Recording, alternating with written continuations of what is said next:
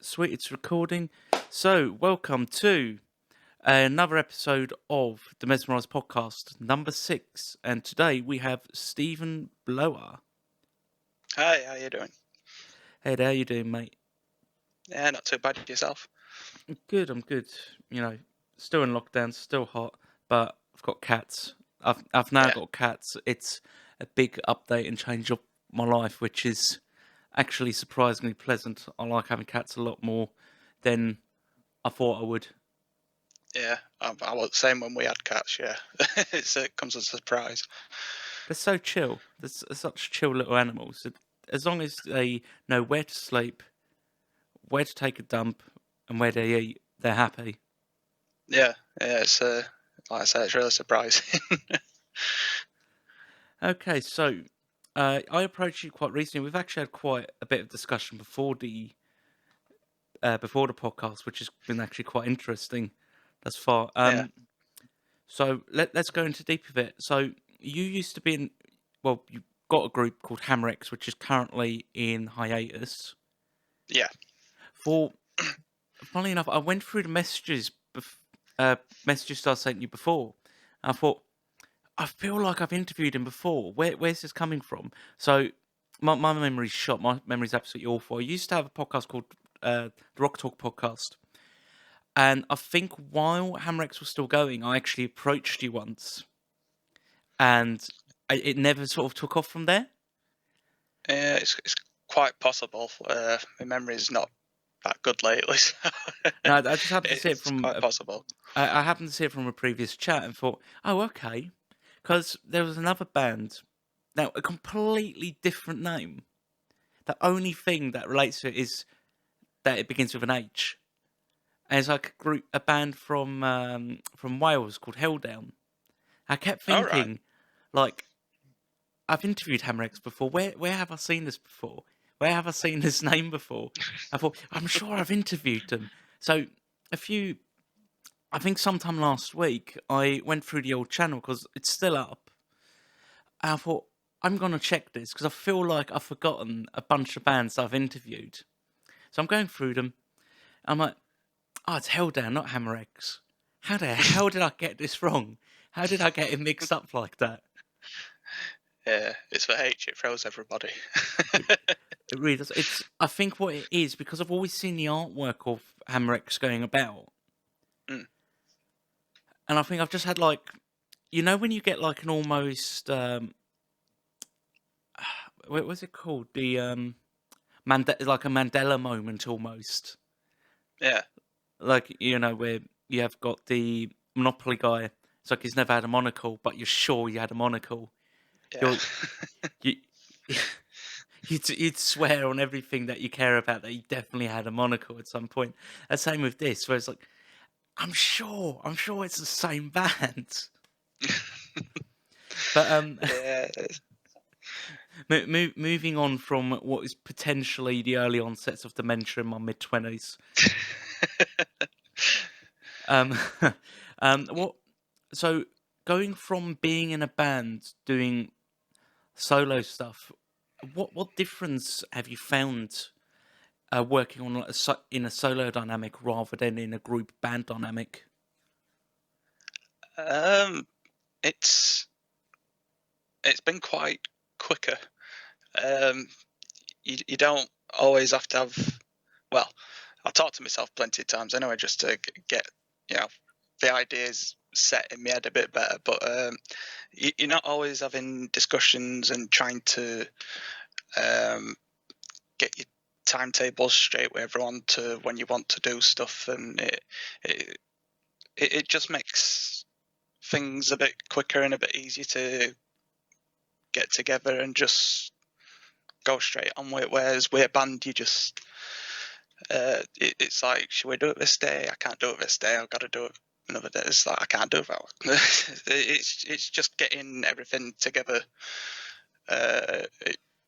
It's a bit more awkward with a band, where solo I can just get up one morning and just do it, kind of thing. Yeah, no, that makes total sense. I mean, what was really, because if I remember the conversation that we've had before, you were very heavily one of the main songwriters in Hamerex, if I remember Yeah, that right. yeah, yeah. It's pretty much. When do I start? All the way from 2000. The band actually started in 2004, but I was writing sort of 2003, and pretty much up to 2016. I put a lot of the songs together and presented them to the rest of the guys to sort of get them together. But 2016, it was more. We started working more as a band, co-writing kind of thing. Okay, that's interesting. That must have been quite a bit, not a shock, but that must have felt quite different moving away from being like, okay, I'm writing everything to other people then contributing loads of bits. It's like, oh, okay, what do I do? Yeah, it was something we just sort of happened. Because we, if I can get this right in my head, I think we'd just finished, or we were just in the process of recording the 9 album with Hamerex, and it was just me and Andy were just sat in a room waiting for drummer to turn up, and we'd just talk about maybe trying writing a couple of tracks in the same space together, and it, just came out of this riff. It was just like, well, maybe we could write something just a bit like this, and then that riff came out, and actually that's really good.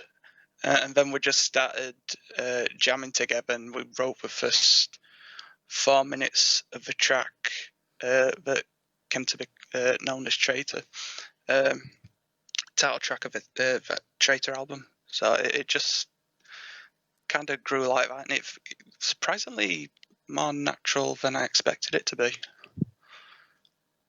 Okay, yeah, because I know it can be quite personal because I'm very much on the same position as you are.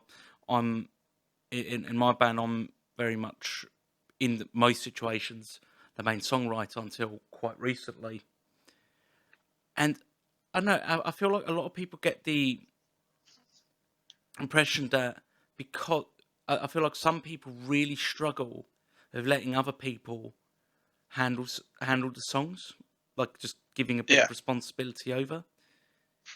yeah, I definitely had that problem.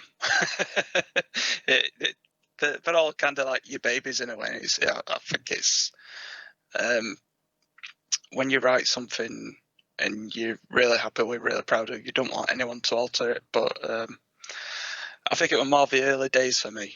Like really, it'd been what 2005ish. I kind of had that trouble a couple of times, but for most part, it's been pretty much my ideas get down. Maybe we altered something that weren't quite working, but for the most part, it was just my ideas were set, and that was kind of it. I mean, if you don't mind me, obviously, asking, obviously, let's just use the word Yeah, obviously, honestly. yeah.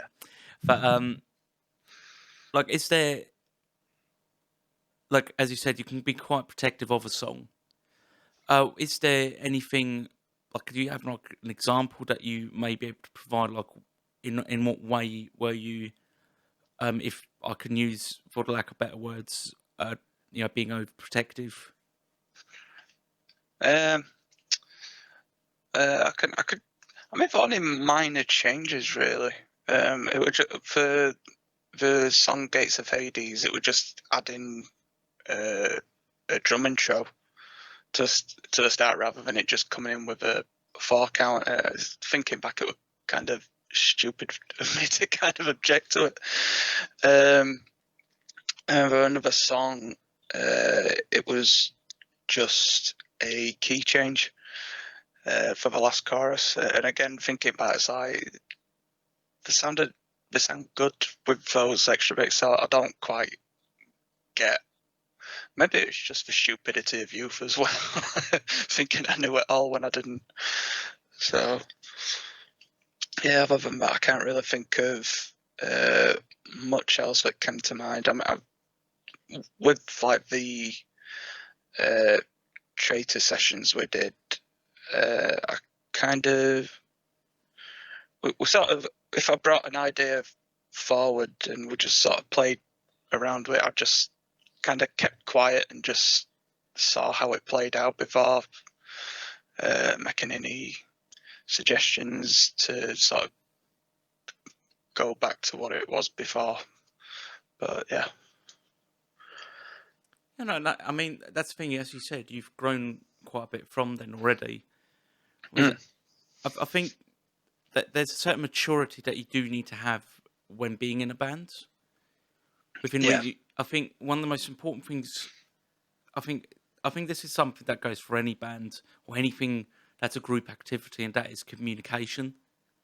Yeah. I think communication is so important because it's so, especially with something like music where it's a very sensitive subject, as it's such a cathartic thing for most people at least. If it's very easy to upset someone. Oh dear. Oh, you're right. Oh, we're there. Yeah, no, I'm still it here. cut you off, it cut you off mid sentence. Are you still there?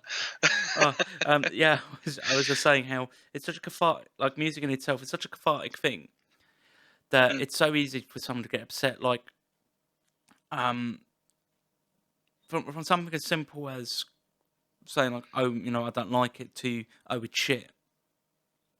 Yeah. It's like you get some people who can communicate. It's like, all right, I see where you're going for with this, or so on and so forth. Maybe it might work better if we did this, like a small arrangement change, or as you said, with changing the key, which Yeah. someone can get so upset about it. And it completely depends on how the person portrays it and communicates that to that particular individual. Like for some people, just saying that shit works, and that's fine. Yeah. While someone else might be like, "Oh, okay, so give me something a bit more constructive. What's shit about it?" Yeah. Yeah. That's it. I mean, I've had it before. A song I've got for me EP, which will point out next year. Um, I wrote it and I sent it to the guy, and he just listened to it and said it was shit. And I'm like, oh, okay. And like 15 years later, I've actually recorded it properly just to see what it sounded like. I'm like, actually, it doesn't sound that bad.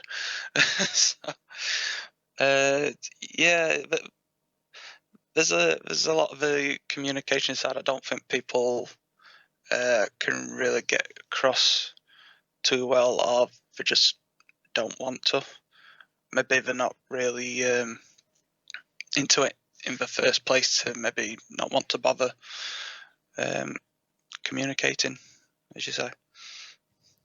That's I think yeah, no, you're completely right with that. I think it comes down to as well to a point of how because music is such a universal language and is as a general thing a language of connection, of connecting with people, connecting with others, whether you're a songwriter, whether you're a fan.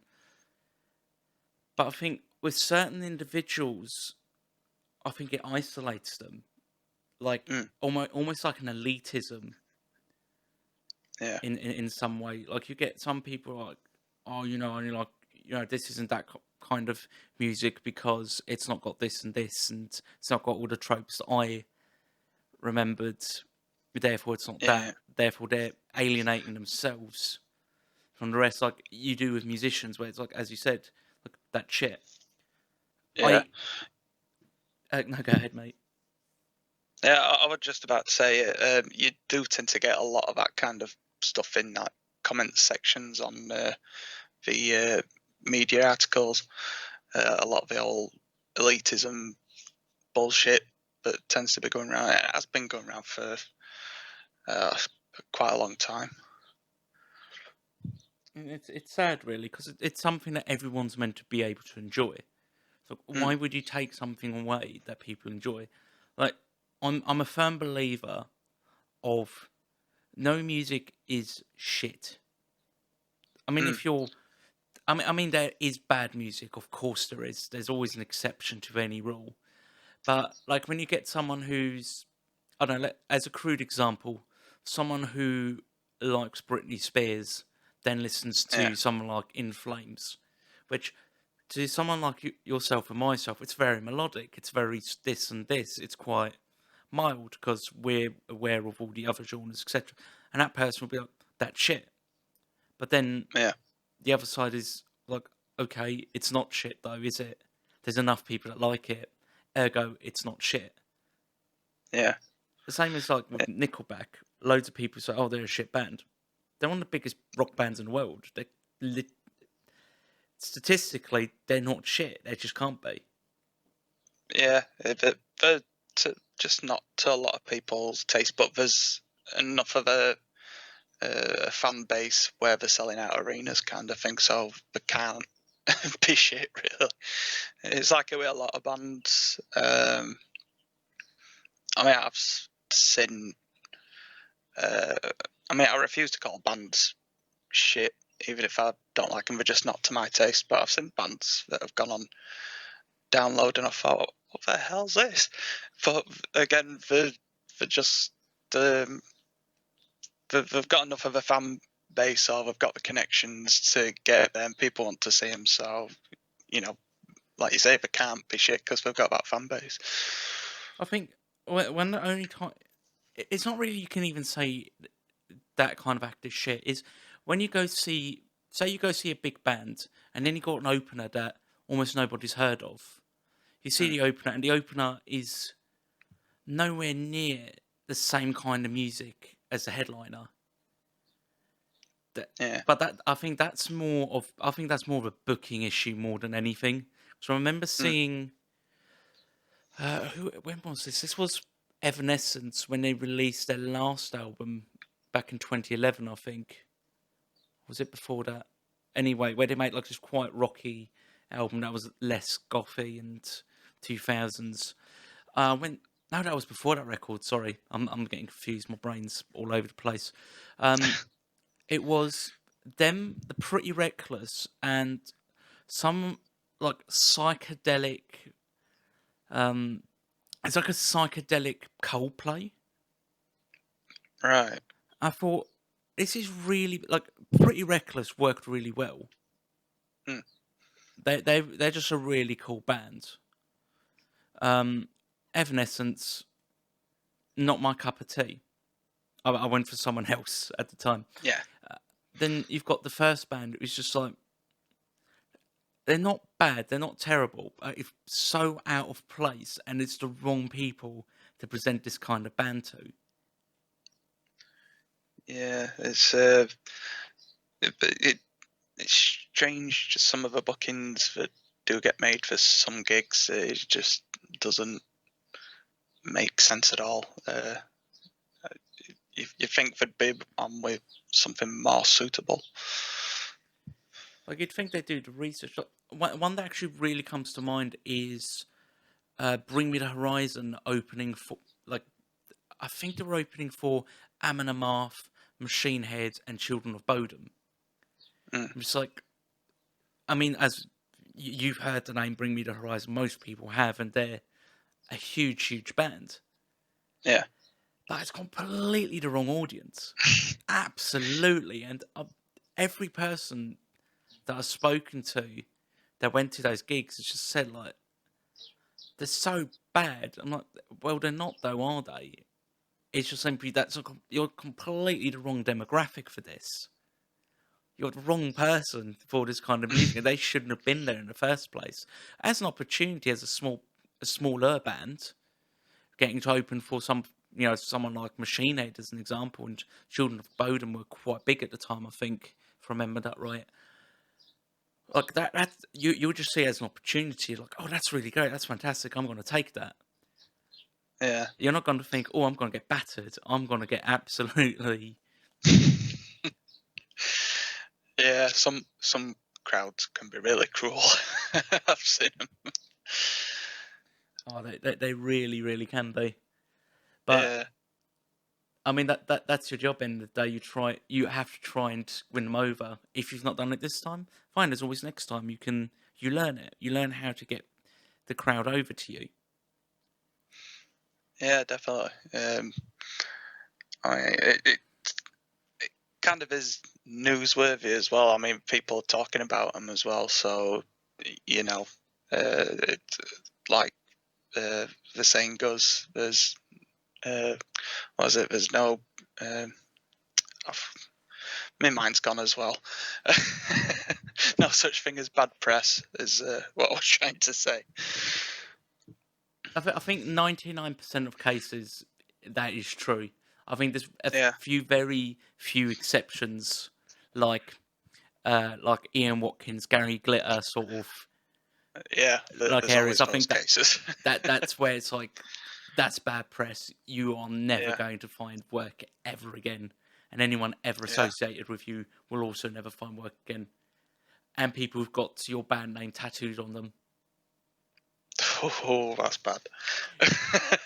I mean it's horrifying. Like I remember a friend of mine, his other half. I think it was his other half. I can't remember now. This whole episode is sponsored by memory loss. Um, but yeah, he's saying like his other half has got like a lost profits tattoo. He said like I need to get rid of that. She needed to get rid of that because it was quite open as well. It's like you could see that quite easily. Yeah. So it's like oof. Yeah, it's like just scratch it off by any means time, but man. Ugh. Yeah, I mean, there's a lot of accusations going around at the moment for a lot of groups. Yeah, yeah. So But I think there's always going to be. I mean, um, I think it kind of comes from the whole groupie thing, and with how just thinking of how to say it. It's. I mean, there was a time where uh, uh, groupies were they kind of threw themselves at the band or bands. I think it was especially around the 80s. I don't know what it was like before, but I think there's always going to be the, it's. If I knew where I was going with it, I'd have just said it by now. I think there's, the once word gets out and they can make like claims and get like the 5 minutes of famous stuff. I'm not saying it's all that, and some might be genuine cases, but there's a lot that just try to ruin careers, kind of thing, and yeah, it's kind of unjust sometimes. But again, for different times as well, and for like drug use, alcoholism, that run rampant through backstage areas. yeah. I mean, you've got two sides. You've got where it does happen, and unfortunately, it is a reality. Things like that do happen to people. Yeah, But then there's, as you said, there is also the side of people where they just want 5 minutes of fame or just want the attention to do so. Now, why anyone would do that is beyond me, as it is yeah, serious. It is. I mean, things like that are more common than people let on, and I think the conversation is the start of being able to work through the issue. mm, And there's a lot being done at the moment. It's not going to go away overnight. Um, no one knows if it is ever going to go away. Again, this all depends on society, etc. Yeah, just the entire discussion that needs to be had. yeah, I think one thing that definitely doesn't help is uh, just general sexual repression that you have in a lot of societies, like in America, it's very sexually repressed in comparison to Europe. yeah. I'm going to go back onto track and start talking about yourself again because now we're going into some philosophical stuff, which Yeah. It's getting a bit deep. which seems to be the theme of our conversations. To be honest, like we start quite light-hearted and then sort of go into a rabbit hole. Yeah, it does a bit. That's when we have to start watching what we're saying a bit. But yeah, talking about your musical endeavours because that's what you're here for, rather than Yeah. listen to me rave on about different aspects of life. Are there any particular themes that in your writing you're drawn to? Um.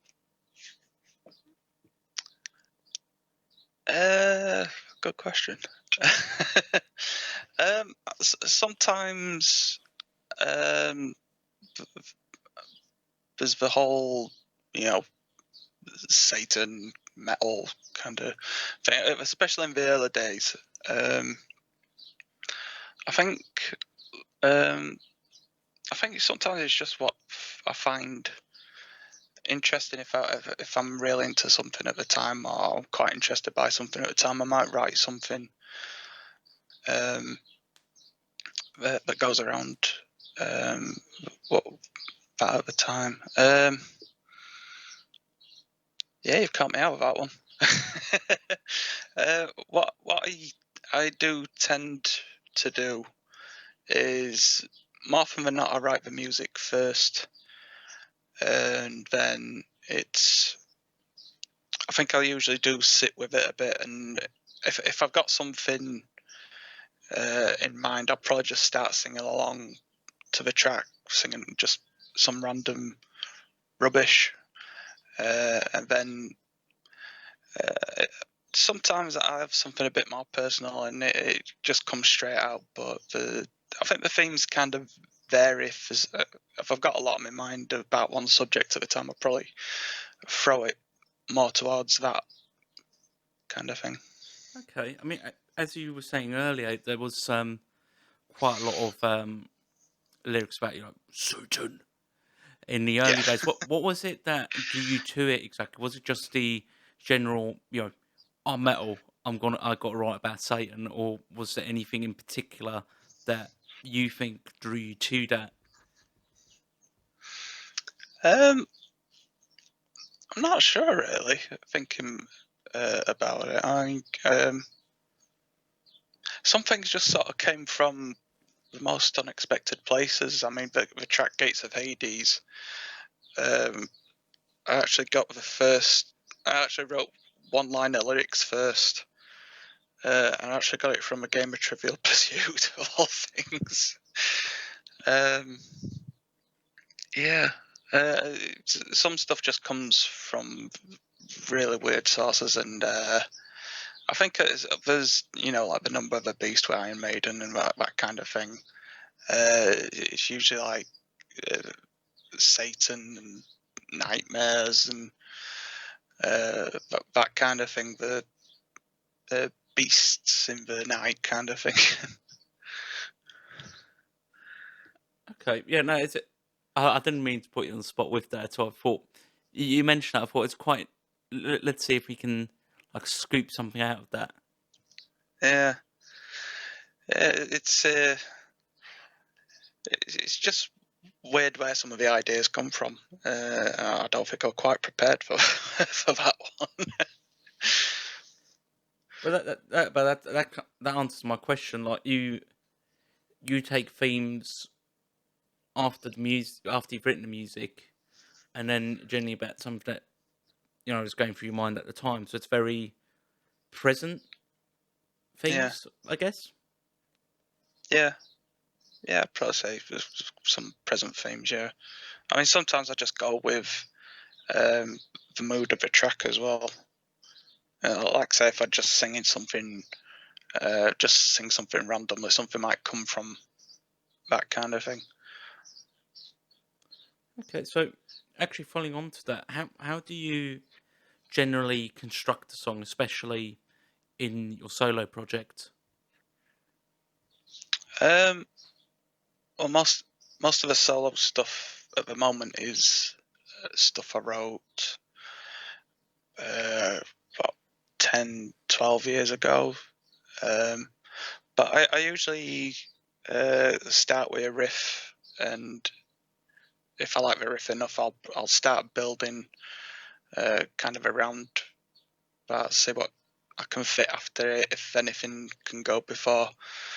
But it just kind of goes with just playing over and over, and maybe just randomly playing some nonsensical stuff afterwards and see if it fits.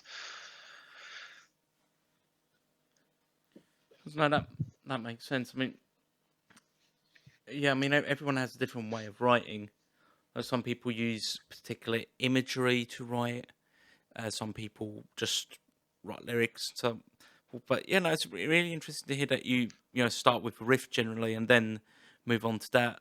So, do you then like move on to drums, or like what's generally the last thing that you work on in a track? The vocals are usually the last. I might get the odd melody line as I'm doing. I think I usually do the guitars, then I try to get the beat down with the drums, and then I'll probably work on the bass, and then the vocals generally come after that once I've sort of done the demo for it. Cool. So, in regards of your solo stuff, what is the what future goals do you have with it? Um, at the moment, I just I've got another. I mean, I've got my second album coming out this year. I believe it's coming out this year if everything goes to plan. I've got an EP next year, and I've got 2 more albums planned, and there's a 5th one sort of there. It's something it needs work on, but I think as the solo project goes, it'd be nice to get a band together to do some live gigs. Whether it happens or not, I'm not entirely sure at the moment. I'm trying to keep things not too, trying not to think too far ahead with it, other than what I've kind of got in mind, recording wise. Okay, because yeah, one thing that I've noticed that you've done, something that I've seen you around do quite a lot is like you do like a patronage sort of system, don't you? The pre-ordering thing, yeah. Yes. Okay, so it's a pre-order. So walk us through that exactly. So how does it work? Like, how does it work with you? The pre-orders. Um, well, the first one was it was only meant to be like a 6-track album, and I I did record it because it ended up being the Facilis Descensus of it now EP. But I recorded it with like a Guitar Hero microphone, and I think after I'd recorded it all in about 2 weeks, and then I kind of sat on it after I'd already put it up for pre-order, because it only meant to be like a short run of 20-25 copies, and people seemed to get really behind it. I don't know whether it were sympathy for the for Hamerex kind of going on hiatus kind of thing, but a lot of people seem to get behind it. And then I started thinking, because I was planning doing a second 6-track thing, and I thought, well, why don't I just put them together? And it just kind of grew from there, because pre-orders were already there, and I was just with because I damaged my wrists not long after, and I had to postpone it 5 months. And I was trying to keep people somewhat happy, because I didn't want them going, "Oh, for fuck's sake, Steve, just get on with it, or you're losing your pre-order," kind of thing.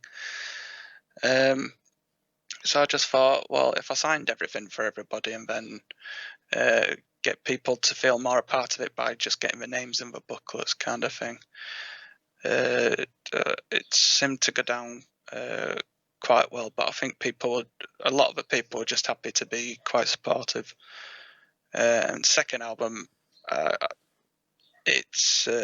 just revealed it a bit, well, a good few months earlier than intended, because of the whole pandemic thing. I just thought I'd do the same thing again for now and just see how it goes. Yeah, no, that's really interesting. I mean, is there what comes with the pre-order? Is it the CD, or is there any like extras that you wouldn't be able to get otherwise? It's the CD. With the first one, because I did the first version of the album, which was the Vasilis EP. I actually did a 2-disc special edition. One was like the main album, and the other was the EP. And I signed everything and forgot the names in the booklets as a thank you for being patient and for pre-ordering. So it was just nice. I mean, some only paid like £5, which were the initial pre-order price, but it yeah, but with this one I haven't really and added a second disc, more down to funding, I think. But yeah, I might find something I can actually do for those that have pre-ordered. It's just not something I've thought about too much just yet, because I'm trying to get the printing done. Okay, so let's take a topple over to Fantasyland. So, let's say in the ideal world, money is no issue. Yeah. Well, if money was no issue, then you wouldn't need money. But anyway, I'm Oh going yeah. off course. If there's one now, let's say your solo project is playing live. You get to play live wherever you want. Yada yada yada.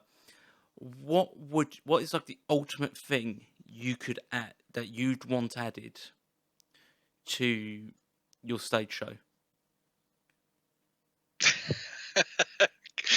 Oh God, the amount of things I'd have would be ridiculous. You can you have all the money in the world, but you Yeah. can only have one thing, one One thing. ultimate thing. Oh God, that's a good one. um. Yeah. Yeah, you've actually got me with that one.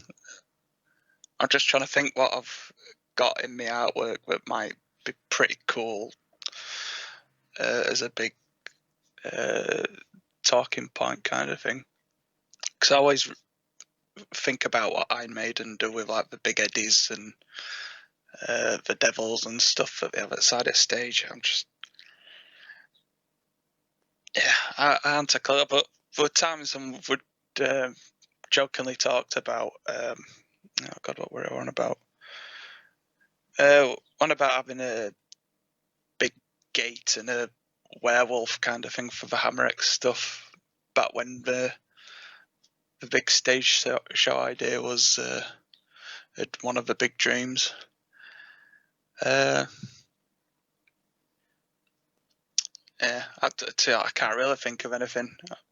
For some reason, it's just going straight to my head that Iron Maiden have got a fucking plane on their stage. Oh, just imagine being a roadie, putting that thing up there, and everyone Oh, else is like, "This is so cool. This is amazing." The roadie would put it up. Please fucking stay. Please don't kill anyone. Please don't kill anyone. yeah, think of Nico as well with fucking tail up plane right over his head. there there was a band I interviewed once, um, and the singer, he's a pyrotechnic. So at the shows, they have like a few little pyrotechnic, like little wonders and stuff. Like he knows Yeah, what he's doing. He knows how high he needs to get the flames, etc., etc. The drummer was in the interview as well, and he was just saying how he's like every single time he gets a fire out, I am panicking. I'm like, please don't burn the place down. Please don't burn the place down. Please don't burn the place down. yeah. It'd be good to have pyro. That's probably one thing I'd like to have on stage. I'd be a bit wary about setting myself on fire, but it'd be a be a spectacle all the same. I always loved pyro, but there's so many stagehands I've spoken to and people who do like the organising and everything. And it's such a pain in the ass to get it sorted. Yeah, Like like a band like Rammstein, like they rake in so much money. They must do, like just from merch and gigs and so on and so forth. Hello. Oh, okay. He's disconnected. Hello. Are you still there? I think he's gone. Yeah. There's a poor connection. Let's see. Okay. Don't know what's happened here. Let's see. Let's see if he'll come back. Is it me?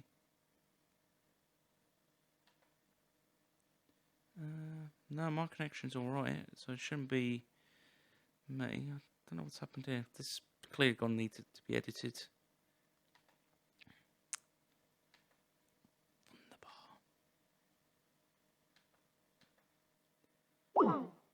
Yeah, got this connected. Let's try that again.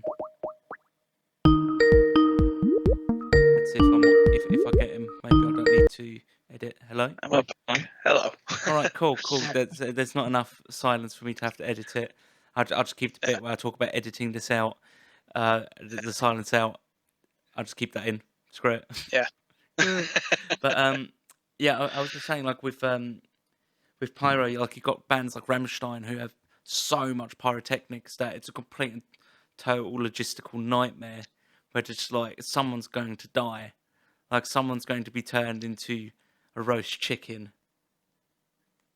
Yeah, it's crazy the amount of pyro they've got. They're all didn't say they're all like qualified pyrotechnics Yeah, kind the of thing. singer is. Yeah, it's not just like setting the pyro up; it's for the timing for the cues for songs as well, isn't it? So it's bound to be that's got to be one hell of a nightmare every show, every night. I mean, it's kind of cool that the singer is a pyrotechnic, because then instead of having to go all the way of, can we do this? No. Can we do this? No. Like it just shortens the wait time, because Yeah, one of the members could be like, well, what if we do this?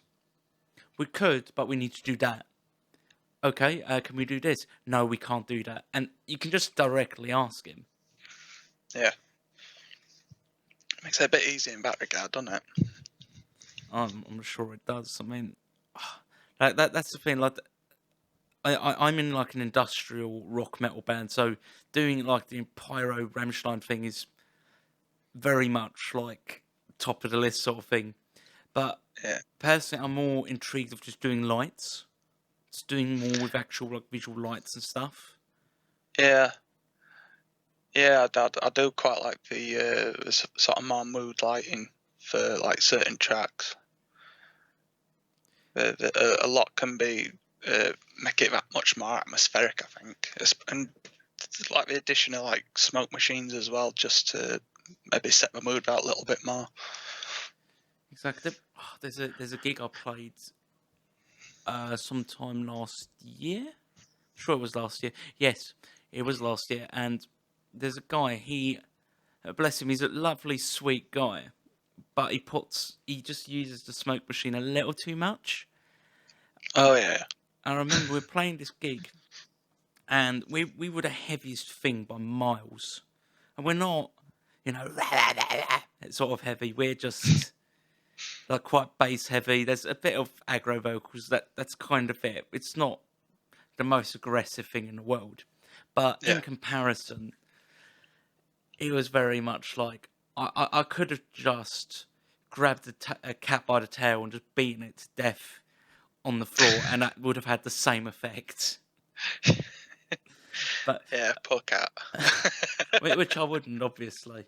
Well, obviously, yeah. I've got a cat right next to me, hearing all this. He's just laying on his back, just like, I don't care. You do what you need to do, mate. Yeah, I'd like to see you try. But so I'm on stage. I'm trying to look into the crowd. I'm thinking, are people left? Are people still there? I can't tell because there's just so much smoke. It's like I'm just blinded. I'm like, I'll just keep going. Yeah, I'm gonna keep jumping about and sweat and whatever. And I was like, I don't know if there's an audience. It's like even in between songs, I'm just like, yeah, are you guys having a great night? And I'm using in-ear monitors as well, so I'm hearing half of nothing anyway. It's like I'm deaf and blind at this point. So I'm just like, um, I'm just gonna assume people are there, and they're being reciprocative to whatever it is I'm saying. Yeah, I've done a few of those gigs myself. It's quite strange, especially with lights as well. It's just all smoke, and you just get like the color of the lights coming through as well. And it's sometimes with smoke cleared run nobody there, but sometimes it's best for the smoke to be there. Is that why you think the singer of Sabaton always has shades on? It's quite possible. Just so like the lights are shining in his eyes and you can't see anymore. Yeah, I mean, I've the guitarist we used to have in band years ago. He started wearing shades. I think for certain gigs. I'm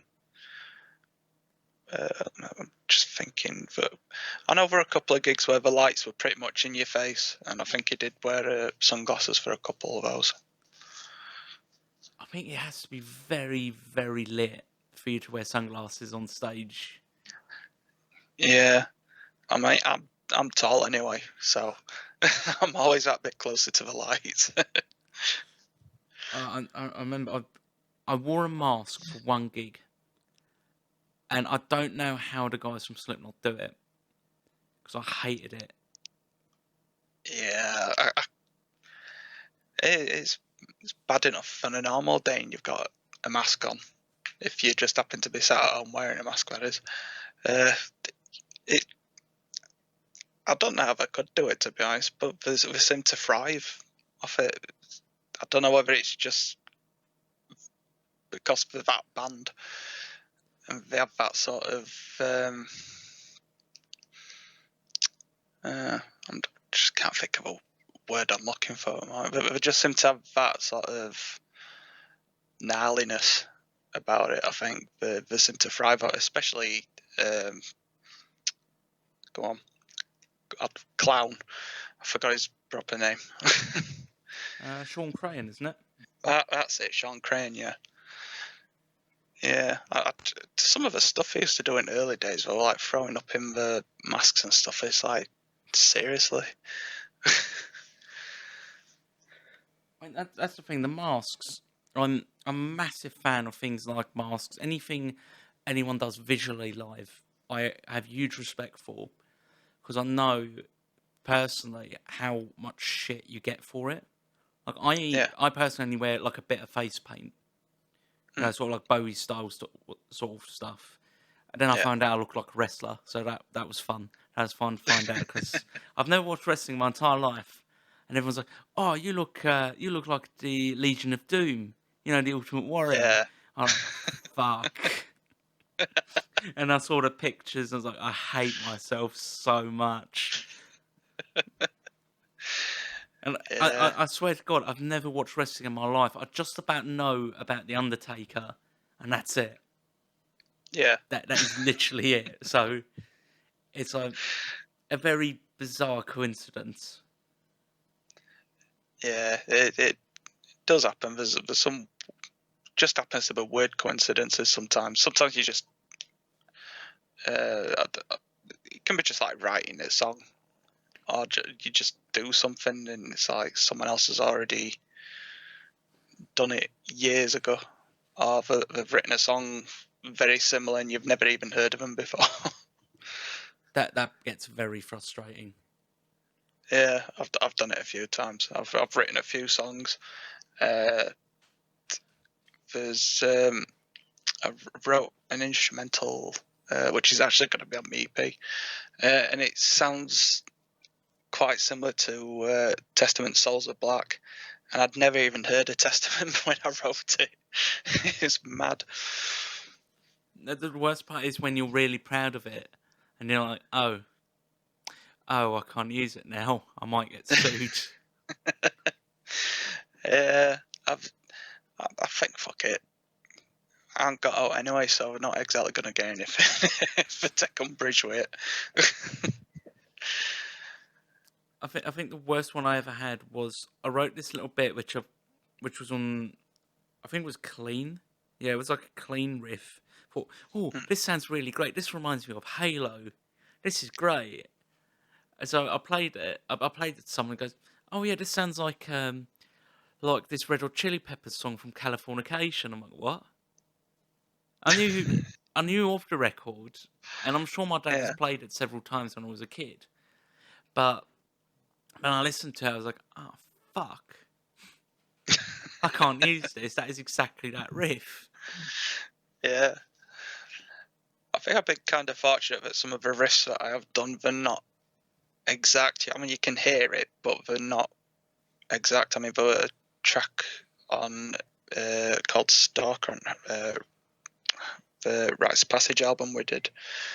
And it was like years later after it had been recorded, and someone said, oh, that sounds like Anthrax track. I forgot what name of bloody song is now. But they said that sounds like Anthrax, whatever track it is. I like, go away, done. And I listened to it, so I like, actually, it does have some similarities. So it's just strange how some of these things just kind of happen. It really is. Yeah, it's just bizarre, really, when you think about it, because it's like certain things you don't listen to it at all. Like there's no way that you would have copied it, but Yeah, then suddenly it's like, oh, okay.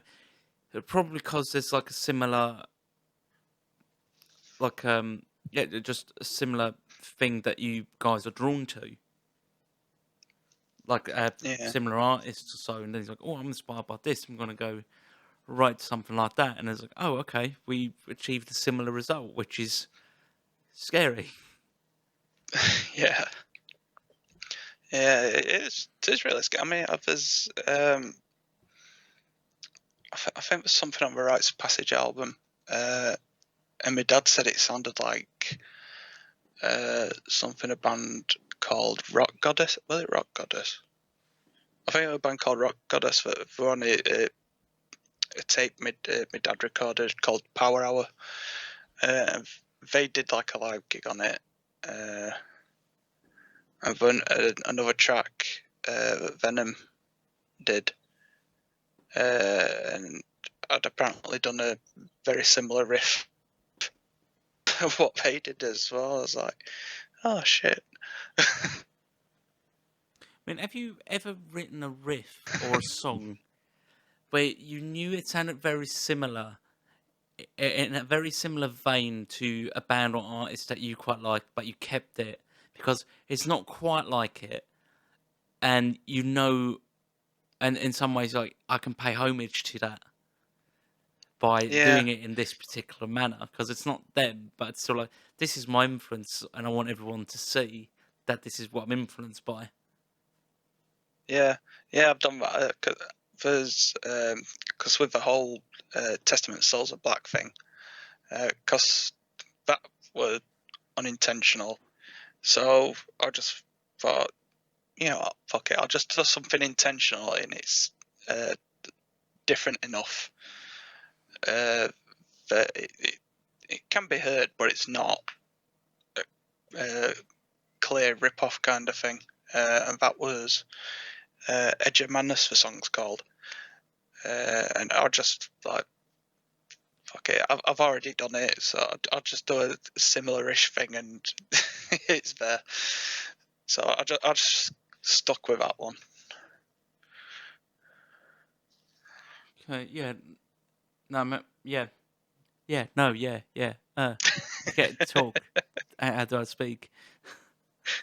But yeah, no, as going from my previous question, sort of like doing a bit of a segue, as we're saying with werewolves going through gates and stuff. Now, that particular werewolf, now, are we talking like a teen wolf, where it's basically just a person who's just covered in fur and looks a bit doggish, or are we talking about full-on werewolf with like the hunchback and everything? Probably more hunchback, a proper werewolf. Well, yeah, Teen Wolf would have been interesting, actually. Teen Wolf, Michael Jackson. Yeah, I think it'd have been more of a sort of Hammer horror-esque kind of werewolf kind of thing. Maybe something more like American Werewolf in London kind of thing. Yeah, that sounds a bit more. I know it sounds better. Like all stuff like Teen Wolf's like, oh look at that, that's so cool. It's like, yeah, but it just looks like puberty's gone wrong. Yeah. Really. It's like, oh, you shouldn't be touching yourself before marriage, and this is what will happen. Oh no, oh dear. Yeah, that probably would have been funny for the wrong reasons. That one, wasn't it? I know. You see, I can see that being like a really sort of like Frank Zappa-esque sort of like life skit about the dangers of self-love. Yeah.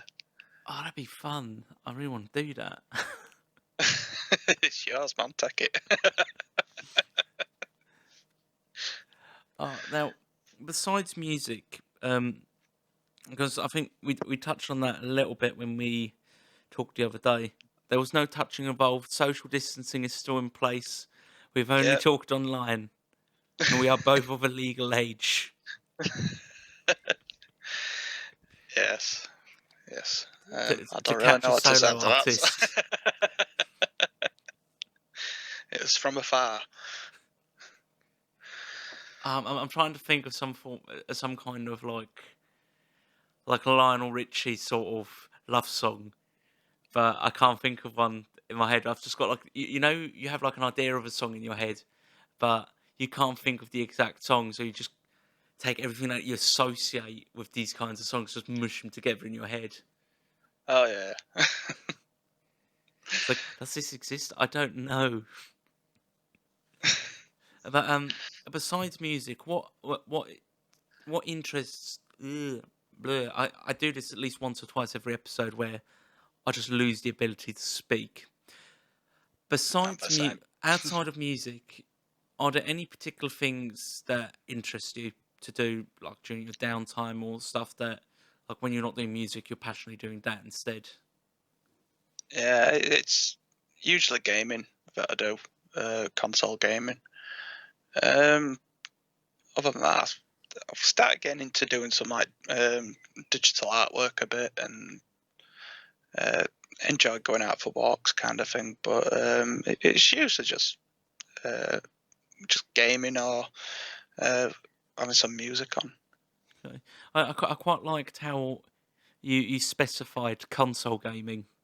Like if someone who's like a massive PC gamer listens to this, and goes, "Oh, The he's Master a gamer Race. as well." I was like, "Oh wait, this is on the PlayStation."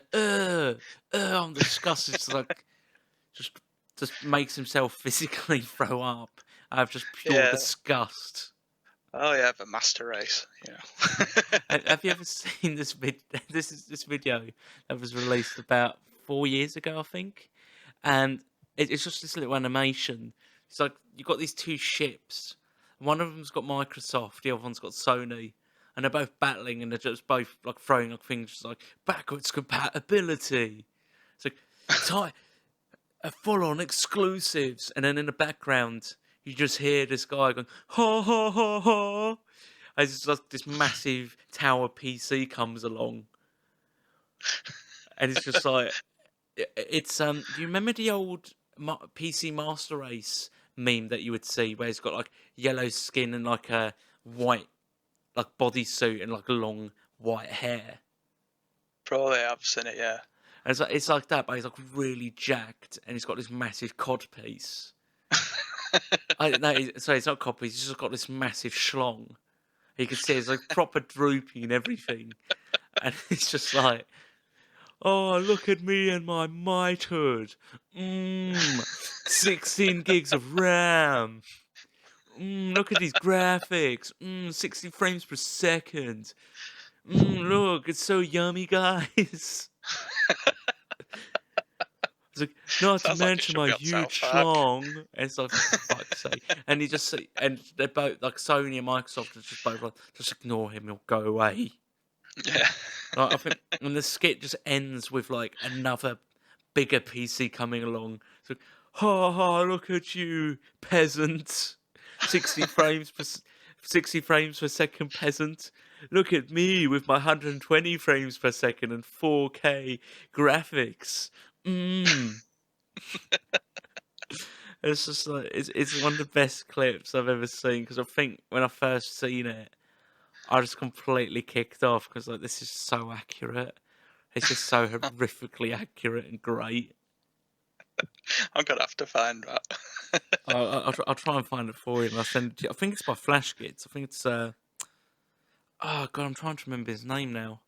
He did it's just really well known on YouTube, and he does like loads of different video. He does loads of animated stuff at the moment, Yeah. and I just love it. It's so good. Like, they did like a anime, well, it was an anime version of Tetris, and you've got like Really? one, like they're just Tetris pieces, but for Yeah. some reason you've got one who's in like a school uniform, who's got like massive boobs. And it's just like, for fuck's sake, like why would you do this? It's just so awful. Oh, you're gonna have to send me it. It's I've got to see. no, there's honestly like one of the things I love finding online is just animated stuff, Yeah. because I've got such a huge respect for animation because there's so much work, but there's so much more you can do with Yeah. animation. Yeah. I know how hard it can be. I mean, I've done a few small videos myself, and it's just taken hours. It's taken me. I think it took me about 4 hours to do a stupid, uh, kind of Monty Python-esque clip I did of. I think it was when Donald Trump got sworn in as president. I basically just had him in front at White House with the national anthem going, and I just had him mumbling, this hand sort of come out and steal his earpiece, and a bird shot down his coat. It does It's take so long though. Animation just takes forever. yeah, I think just that 30-second clip just must have taken me about 4.5 hours. That's quick. Yeah, it went too bad. I mean, I did another one. I think I did that more or less took me 4 days just to do 4 minutes. So So, because I had a little gander at your website earlier, because mm, the more information I have about my guests, the better. Because then, like, yeah, if I say something offensive, I know why I'm being offensive, rather than was I being offensive, or there are whatever I said was that just stupid. But I'd look at your website. I could see that you did a few game reviews a few years ago. yeah, I could see Uncharted, I could see Metal Gear Phantom Pain. Now, Yeah, I want to pick your brain a little bit about Phantom Pain. Have you ever finished a game? yeah. What did you think of it? Uh, I think I said this at the time. Because it came out in 2015, didn't it? I think I said it was one of the most impressive, but one of the most disappointing games I'd ever played at the time. It's Uh, a proper blue ball of a game. yeah, I mean, it went more Metal Gear Solid Peace Walker than I thought it were gonna, with the whole um, mission structure. Um, I enjoyed the first chapter. I mean, there were a lot of filler in there. It played great, looked great, but yeah, it was after chapter one, which felt like it was the end of the game. Then they did all the rehashing the earlier missions on a harder difficulty. Oh god, I Uh, hated that. They shouldn't have done it in chapters. I found it really confusing because you then got chapter 3, which is basically just a massive, massive cutscene, yeah, and it's not even done. I think no, like the game's unfinished. yeah, it would just that sort of. I think they had, if I remember it, they had chapter three, but the cutscene was on the special edition DVD, if I remember rightly. Because chapter three there wasn't really anything there. I was just looking for alt menus, like, where's chapter three? Because I mean, the new stuff that were there were great, like the outbreak on is it Mother Base? Oh, that was great. That was fantastic. What they've done with that, really. Yeah, well, you just went through and everyone were infected and quite creepy at the same time. I thought it were really well done, and then I think it was just more of the same on harder difficulties, and then it were the end. I'm like, that it? Really? Because don't you But say goodbye to Quiet at one point?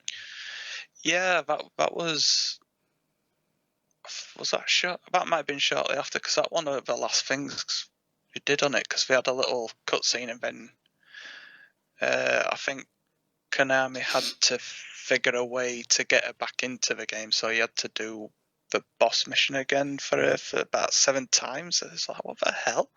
Sorry, for some reason, I just remembered. You remember that cutscene where it's raining on Mother Base? She starts taking her boots off and starts splashing about like a dog. Oh my god, that Like a was dog that's weird. only just like seen snow for the first time. I just Yeah, remembered that for some reason. Something about it I've just found so funny because for some reason I was just yeah, in my head because I like to add dialogue and just random bits to games and cutscenes that I just find bizarre. It's like I could just imagine them just adding like a too quiet while she's doing that. So come here, Steak. Haha, I'm playing in the water. Look at this. Haha, you're wet now. it's just, and it's Kojima in it. He's bonkers. Yeah, but that's the And thing. I feel like that game could have been. There's so many things that could have been better. One of them being that it would end right where Metal Gear One starts.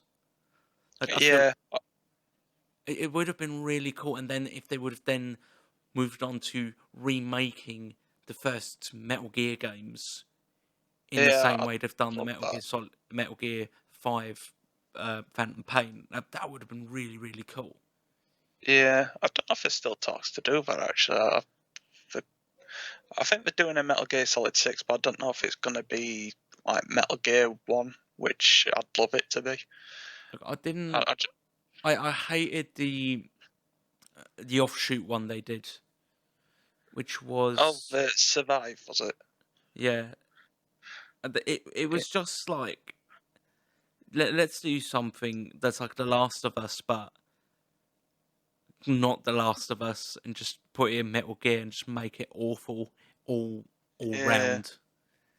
Yeah, do The Last of Us with Metal Gear mechanics, and funnily enough, the new Last of Us has Metal Gear mechanics where you can crouch and hide in the grass, which I think is really cool. They It did it all isn't. wrong.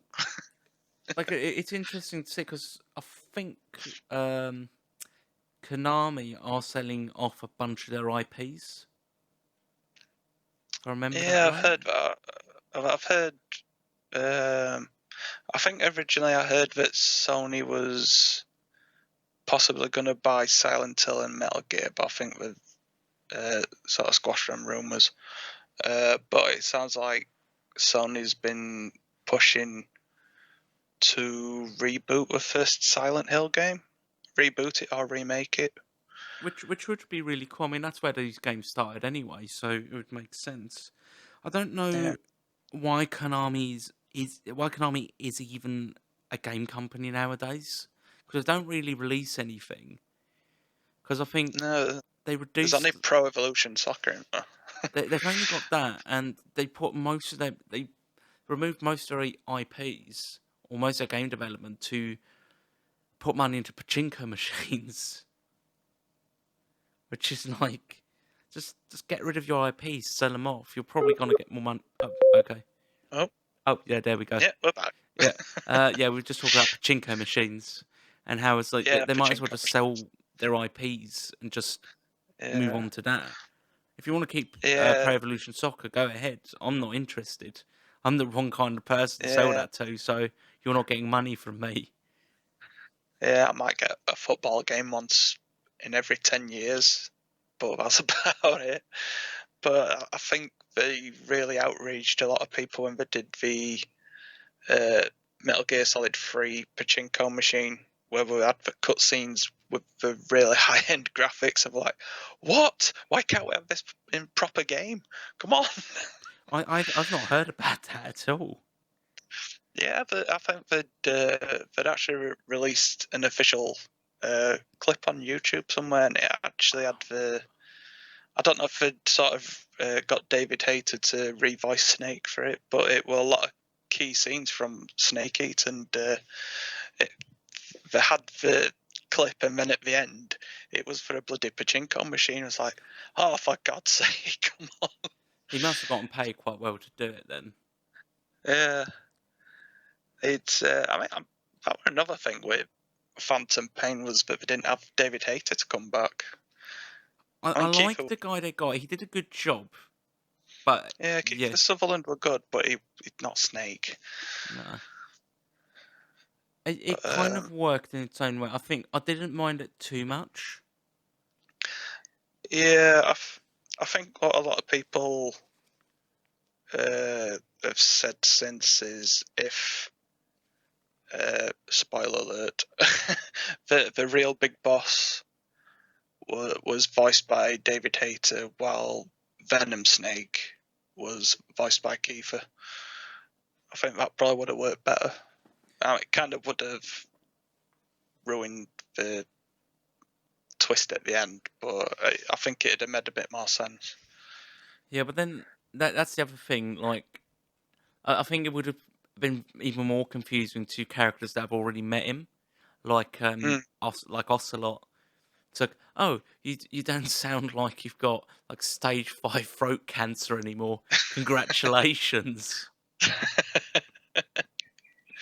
Yeah, like you're saying that, but did change voice of Ocelot, didn't they? But he is a younger Ocelot, I suppose. Is it? I mean, they've made him a lot older. Mm. So the worst part is, I feel like I've never right. I've played every Metal Gear Solid game that's come out so far, apart Yeah, from the very first one. And I feel like there's a lot about Ocelot that I'm missing from not playing the first one. But then there's a point yeah. of the point I make is like, yeah, but the first one looks so bad in comparison to the others. I can't play it. To be honest, that was my favourite one. I, God knows how many times I played that on PS1. It was. I must have played it about a dozen times. I probably played it just as much as I played the first Last of Us. I even did a speed run of it. Uh, It took about 6 hours, maybe. Might have been a bit longer than that, but it's definitely worth playing, even with the PS1 graphics. This, I think the story is probably one of the best ones. With me, it's usually that one and Snake Eater, the best two. Okay, on top of that, actually, have you managed to play Death Stranding? Yes, yeah, I played that. I think that was early this year. I actually played through that. So did I, what were your thoughts on that exactly? That we were just going through Kojima fanfic Uh, fan club now. I actually really enjoyed it. I don't know what it was about it. It was just um, it was just very different to what I'm used to. And I think I kind of appreciated it a bit. We just delivering parcels for 100, 200 hours, or whatever it is, where having some really weird boss fights in between. It was really bizarre, but I did quite enjoy it, especially doing a lot of the. I think I quite fondly remember just trekking through the snowy mountains, just setting up the zip line posts all across the mountains so I could get around quite quickly. And also making Norman Reedus just drink copious amounts of Monster. Oh yeah, I mean, I've done it once. You know how you've just got like a tape. Have you done that as well, where you've just got a table full of Monster? You just make him drink mm. every single can, Oh yeah, kind of hoping there'll be some kind of reaction, like he'll just have a stroke just because he's had so many energy drinks. yeah, yeah, yeah. You can do different stuff, and it just I don't know if there's like triggers nightmares or um, the one if you zoomed in on his crotch, it picked the camera up and punched it. Like, there's good uh, bits in there. I yeah.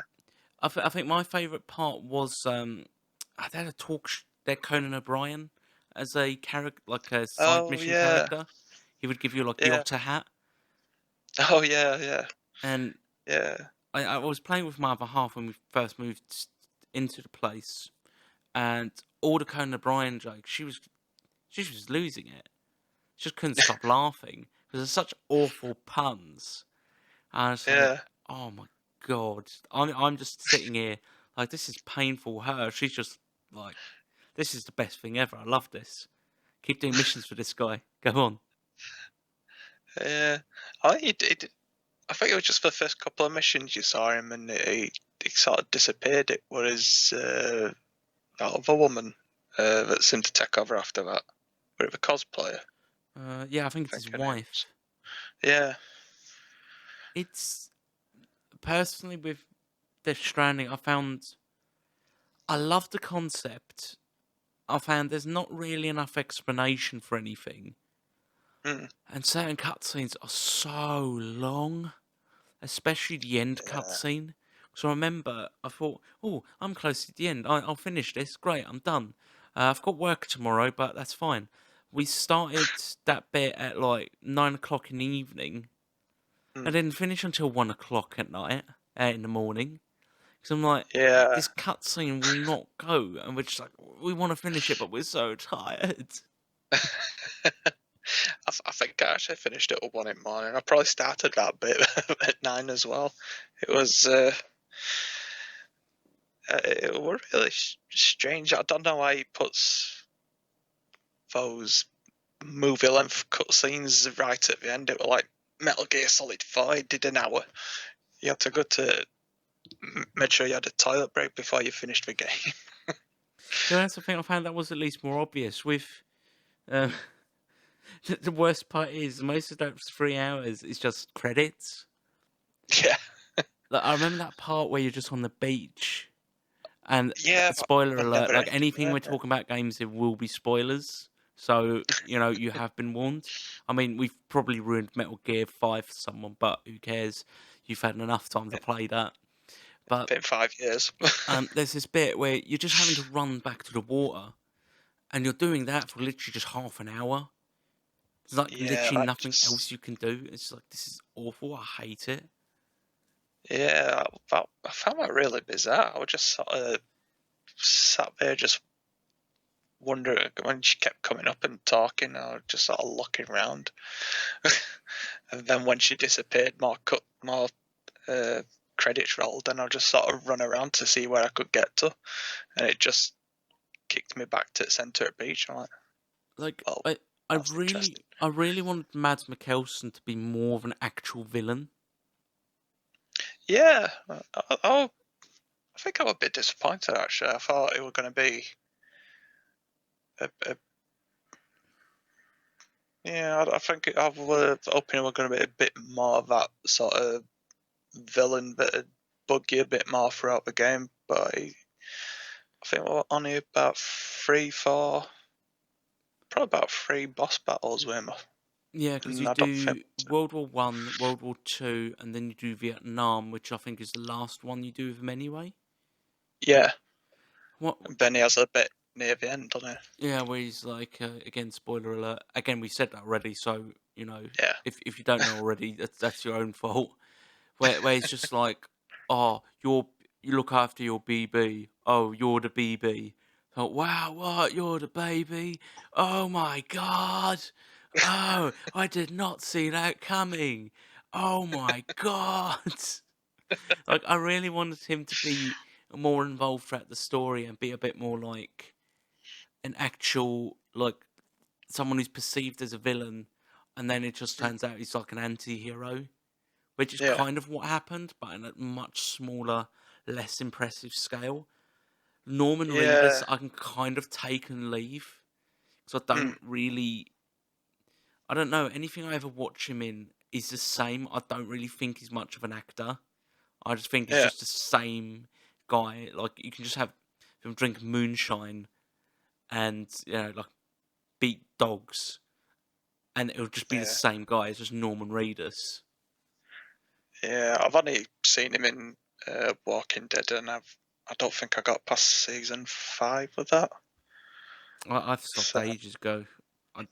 I, I think that show's dragged on far too long. yeah, I think a lot of people think the same, but they keep making them. It's a bit like The Simpsons. But that's the thing. Simpsons is still good. Simpsons is I still do still quality. enjoy Simpsons. I still enjoy The Simpsons. To be fair, I've actually been watching them on Disney Plus. So a lot of people think it should end, but I'm still enjoying them. So not I think probably they're not as still. funny as they used to be, but But that's the thing. You can still do something with Sims. Like, you can still change things. You can still change the format. You can add new characters. You can remove characters. Well, unless you try and do it like Family Guy did with Brian, which was disastrous for him. It's like, oh no, oh they yeah, that, killed Brian. No, no. I was like, oh, he's back. And loads of people thought, like, oh, they animated him back in because people were so upset about it. Like, okay, it takes 9 months to make an episode. They mm, did not do this in a 3 week span. They did not. I can tell you this immediately.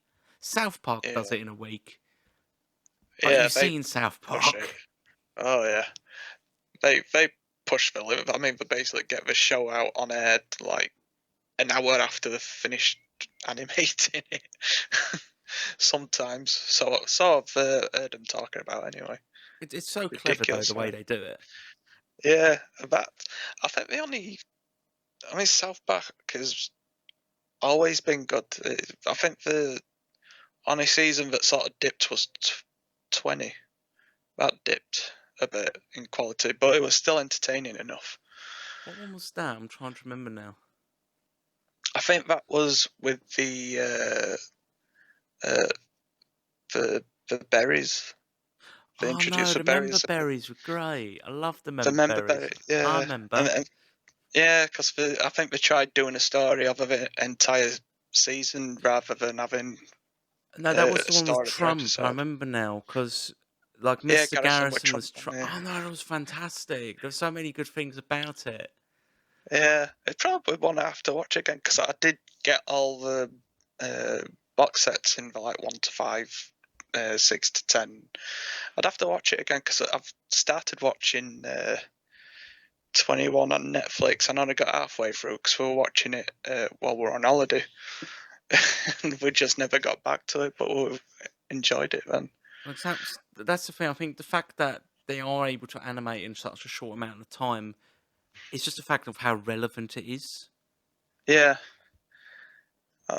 It's. I mean, Randy is hysterical. He's got funnier with each season. I mean, that with the bloody the cancer where they were trying to blag some marijuana from the store. But it just gives himself bollock cancer. It's just like, it's like Yeah, space operas. yeah, that's what cracked me up. The space opera with his mates and the bloody music that went with it cracked me up. It's just it's just the shit that comes with it. It's great how in the first season, the first like season or two, he's just like this boring dad, and then he's just Yeah, like turned into this massive character. yeah. Like they did like an Inception episode, and he gets turned into a butterfly. It's like, oh, I can't worry about what humans do. I'm going to get myself some butterfly poon. Goodbye, Stan. That was the cock magic as well. Oh. Cock magic at the kids' party. That floored And me. they're all playing like Magic the Gathering, and he thinks that he's doing cock magic. It's like, for God's sake. There was a quite recent season. I think it's the one before the most recent one, Mm, where everyone's playing Red Dead Redemption 2, and I think yeah. the police, like the main guy in the police, he's like, he comes home, he's like, wait a second, what happened here? And he starts like, arguing with his wife because she's been playing Red Dead Redemption on his save. And he's like, how could you? How could you do this? You betrayed me. And she starts her own save and deletes his, and she's like, screw you, you're never home. So I've been playing Red Dead Redemption 2 without you. I've gotten all the way to it. Like, no, no, you're further than I am. I thought we were going to experience this together. Oh, brilliant. I think that's one I've got to watch yet, but it sounds brilliant. I'm trying to remember what it was even about. Because there's always like a particular plot that runs Yeah. throughout the entire season. I can't remember for the life of me what it was now. Because I think there was something about. I think it was about the horrors of gentrification in some way or form, I think. I don't Mm. remember. Oh, no, Yeah. there's I do one. remember. Uh, Okay. sorry, yeah. Have you seen the one where they do like a women's Olympics thing, and you've just got Randy Savage, and it's like, oh, I identify as a woman, so I can participate, but it's like this really jacked up, roided dude. And the interviewer is like going to strong woman who's like this really PC woman. She's like, and it's like, okay, so you're fine with a guy who identifies as female, and he's not had any changes whatsoever. He's still a dude, but he goes by a woman's name and as a woman. She goes, yeah, perfectly fine. I have no problem with it. She should be able to compete whenever she wants to. Comes through, she's got this Randy Savage dude, just, like flexing. Everything's just like, she's like, good luck. She's like, luck is for pussy men. And it's just like fully destroys everyone.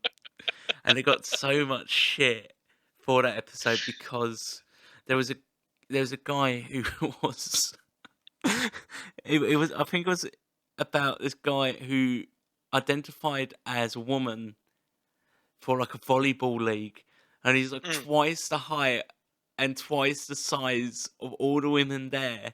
And he's just like pushing them to the side, lobbing them around like like they're nothing. It's just like Yeah. he's just destroying them.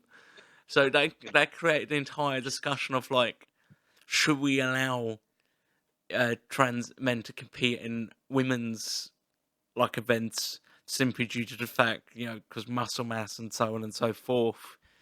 And it's just like, for fuck's sake. They don't care. They'll touch on anything. I mean, I think there's only 2 episodes you can't really get, and is it the Muhammad ones? You can get them. Oh yeah, yeah, because they did animate him once. I remember that now. Yeah, the anime, because it was the episode The where super Pip died. super best friends, isn't And it?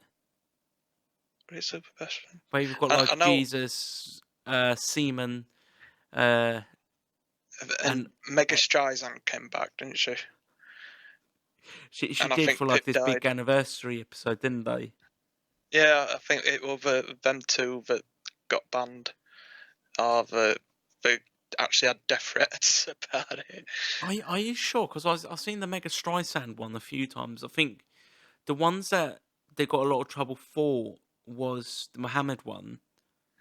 Yeah, I think And one of those had Mega Streisand again. I could be wrong. I think the It's other one just might from be the the Mel monster. Gibson one where Cartman turns into Adolf Hitler, and they've just like they've actually had the swastikas and the mustache and everything, which later on, when you rewatch it on like DVD and everything, I think they removed the mustache and the swastika, which is really weird because I lived in Switzerland at the time, Mm, and we only ever got like German TV. So right. it used like South Park used to run on MTV there. So as a kid, I'm like, yeah, South Park, yeah. I'm not supposed to watch this, but I'm going to watch this. And I remember clearly them showing the swastika and the mustache and everything. Now in Germany, it's illegal for you to show a swastika, Yeah. I believe, and you can't like do any like Nazi tropes or anything. Otherwise, you'll go to jail. Yeah. So it's like really interesting to see that like they've done that. Like it was Mm. perfectly fine there for them to show it on TV like that. But then when I moved to the UK, they removed all of it, censored it completely. It was like, that's weird. Why have they That removed is it? weird. Like That is weird. it's showing the hypocrisy of it. Like you're not quite looking into the context of it. But and Dave, that's what upsets people, and that's what needs to be removed. Fine. That's the implication is strong enough to use your imagination, even if you don't have any. Yeah. Yeah. It's strange, really, what does get banned and what doesn't. Sometimes. It's like it's like the age rating of things. Like Mm. in college, you can when you're still in high school, you can play a game where you're murdering hundreds of thousands of people, but oh no, it's got a bit of boob in it. Turn it into an 18, you can't play that. Yeah. It's just like, so he's saying boobs are more dangerous than weapons. Yeah. It is bizarre. I mean, you're playing Grand Theft Auto. Something. That's okay until you knock off a prostitute and get your money back. uh, yeah, that's always been something that's really bugged me is the age ratings on games were clear on front of case, and yet the parents still bought the kids the games, and then they blame the games companies when something happened. I mean, I think the worst one was the hot coffee mod. I think that's one that they got so much trouble for in San Andreas because that was like a mod that you got from Yeah, using like certain codes and stuff. yeah, I think that it was like a background thing. I think someone found a backdoor into the actual animation for it, if I remember rightly. Yeah, I mean, I found it on YouTube and it's just like this is hilarious. This looks so Yeah, bad.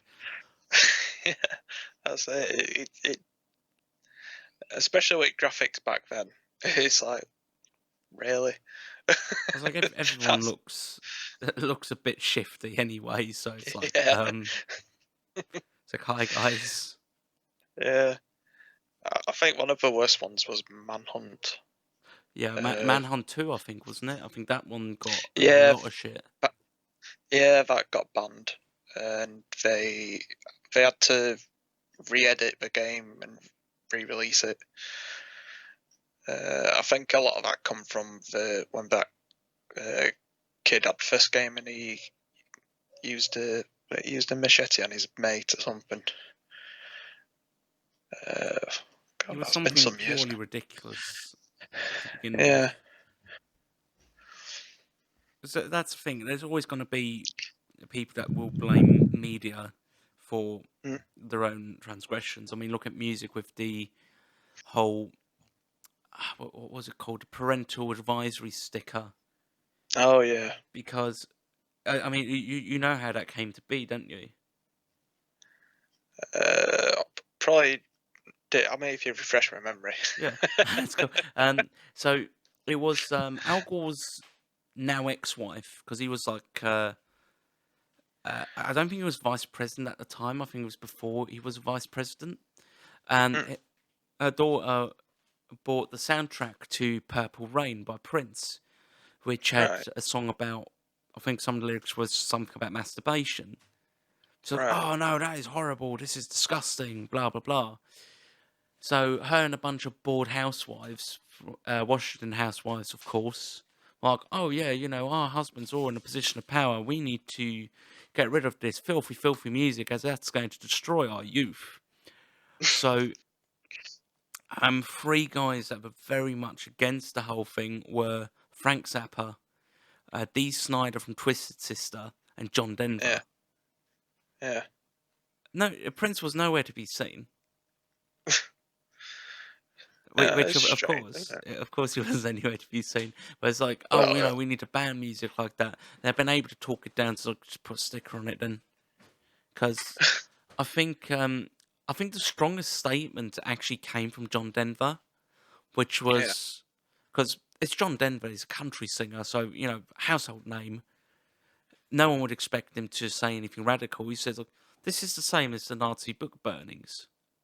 Just because you don't agree with a piece of literature or media, you're mm, trying to ban it. That's exactly the same thing that you're doing. You're being Nazis, yeah, which practically won them the argument because it's like, guys, it's the 80s. It's not even it's barely been 40 years. You're being fascists. Don't be yeah, fascists. John Denver tells you not to be. yeah, yeah. I did actually. Yeah, that's how it transpired.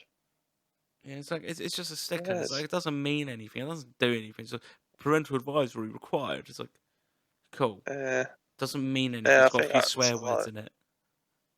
Yeah, I think a lot of it, people of parents that bought the stuff for their kids were probably just saw it for, it's only music. Oh, it's only a game.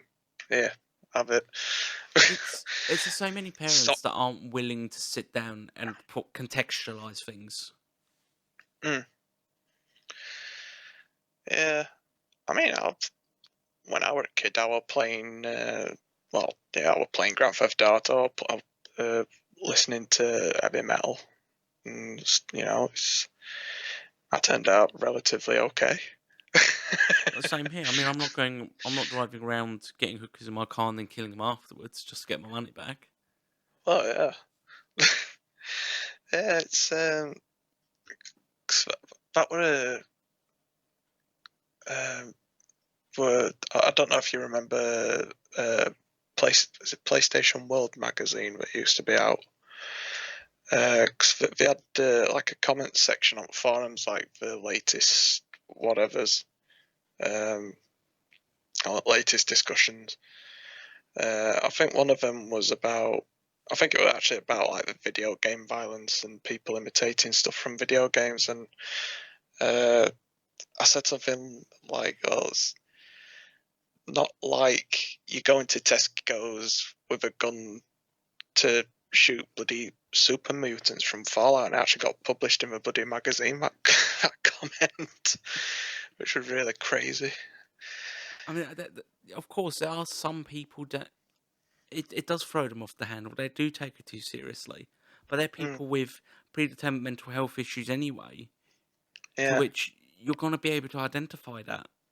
Just go see a shrink for 5 minutes. They're going to be able to They're generally going to be able to identify that within one conversation with them.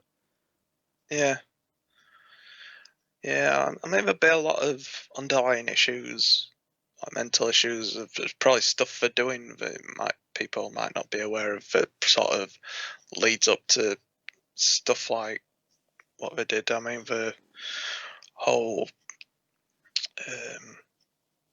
the Jamie Bulger thing with the child's play thing on the. I think it was something to do with putting the kid on the train tracks. But it's like those kids were fucking clearly well adjusted, weren't they? So yeah, it makes you wonder what goes through the minds, I mean, kind of thing, to just sort of get. different things affect people differently. Like, I personally find a great example um, is weed as an example. Like for some Mm, people, CBD, weed, marijuana, anything hemp related.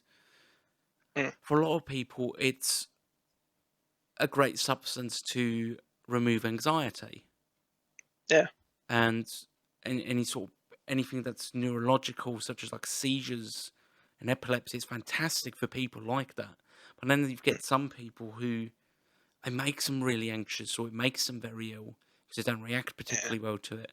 Same as with it comes down to a mixture of how well can this person react to this particular substance, whether it's alcohol, whether it's drugs, whether it's smokes, anything like that. yeah, And what's it called when you not have like moderation? That's it.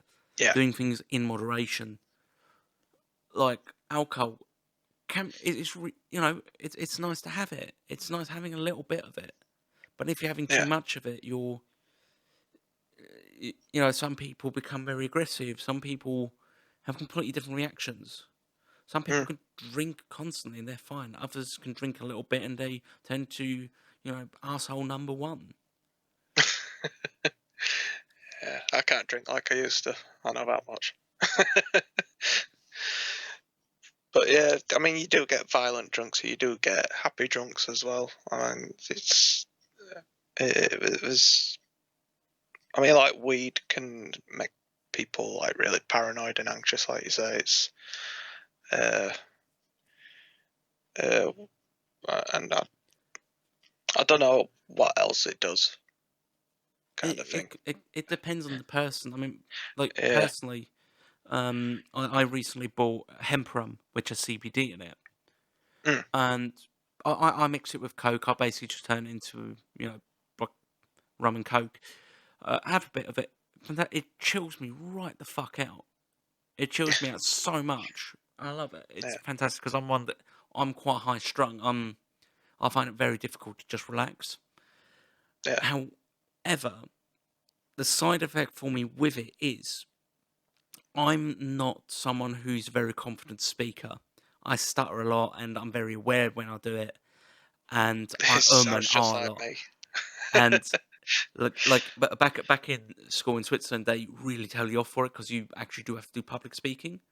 You actually get Right. marked down quite a lot for umming and ahhing, Mm, which in itself, if you think it's actually quite a clever thing because a lot of people do it. Like if you can be a good speaker, that does get you. I guess that does give you quite a lot of benefits yeah. because then you come across as confident and just precognitive conditioning essentially. But once I came here, it didn't matter. So it's sort of like almost like a residual, like ooh, I can't say ums and ahs because I'm like hyper aware of it. So Yeah. I was having a conversation with. It was quite a serious conversation as well. It was one of the podcasts. Mm, I've probably made that quite obvious in that podcast as well. I started getting quite anxious, started talking, and I started leaving quite a lot of breaks in between because I've been drinking hemp rum all day. I've realised, right. oh fuck, I'm a really bad conversationalist when I've had Yeah. hemp rum, so I won't touch the stuff as long as I know I'm not having a discussion with someone or something that I'm put on the spot. Yeah. Yeah. You sound just like me, to be honest. I'm like that, stutter and um and ahler a lot. I consider myself not very confident and quite shy, which is kind of weird when you're like supposed to be a singer and frontman kind of thing. It is very bizarre because Uh, I mean I don't know about you because I've not managed to ever see you live, but I'm very lively on stage. Like I have a wireless mic, I run into the crowd, I'm king shit. Like yeah, I'm going around just doing shit, just jumping about, being this hyperactive little child. yeah, And then I'm off stage. I'm just like, oh yeah, yeah, I'm Danny. It's really nice to meet you. And I'll probably come across as really rude and horrible, but I'm like, yeah, I'm just very shy and find it very yeah. difficult to talk to new people. So it's like, oh hiya, hi, I really want to be nice to you, but I don't want to come across as a creep or anything. Yeah. I'm exactly the same. I mean, when it's come to gigs, I've usually got I usually had a guitar around my neck, kind of thing, so I couldn't really run off too far. But when I come off stage and someone's come up talking to me, and it's like I go completely blank. It's like, okay, look around the room, think of something to comment on, say, to talk, and I feel like I'm being rude, and it's not my intention, kind of thing.